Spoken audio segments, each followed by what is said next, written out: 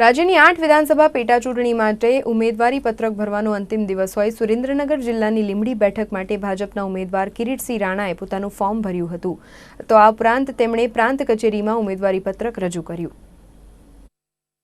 પેટા ચૂંટણી જંગમાં આજે ઉમેદવારોના ફોર્મ ભરવાનો દિવસ રહ્યો હતો। વિવિધ બેઠકો પર ભાજપ કોંગ્રેસના ઉમેદવારોએ આજે ફોર્મ ભર્યા હતા।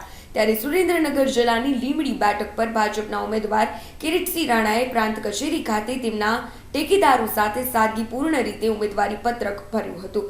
કોરોનાની મહામારી વચ્ચે સોશિયલ ડિસ્ટન્સિંગ જાળવીને કિરીટસિંહ રાણાએ પ્રાંત કચેરી ખાતે ફોર્મ ભર્યું હતું। આ વેળા ઉપસ્થિત રહેલા રાજ્યના કૃષિ પ્રધાન આરસી ફળદુ સહિતના નેતાઓએ ભાજપની જીતનો વિશ્વાસ વ્યક્ત કર્યો હતો। જોકે સાંસદ ડોક્ટર મહેન્દ્ર મુંજપરા હાજર ન રહેતા અનેક તર્ક વિતર્ક સર્જાયા હતા।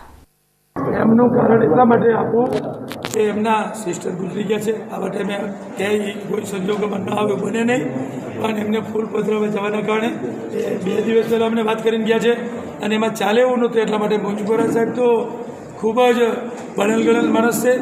આજે લોકોના પ્રતિનિધિ તરીકે સાંસદ છે, એને કોઈ જ કારણ ન હોઈ શકે। ઉમેદવારી પત્રક ભરતા પહેલા લીંબડીના મધ્યસ્થ કાર્યાલય ખાતે કોંગ્રેસના 12 જેટલા કાર્યકરો ભાજપમાં ભળતા તેઓને કેસરીઓ ખેસ પહેરાવીને આવકારવામાં આવ્યા હતા। આ વેળાએ આરસી ફળદુ સહિતના નેતાઓ અને કાર્યકરો ઉપસ્થિત રહ્યા હતા અને જીતનો આશાવાદ વ્યક્ત કર્યો હતો। કુણાલ રાવલ, નિર્માણ ન્યૂઝ, લીંબડી।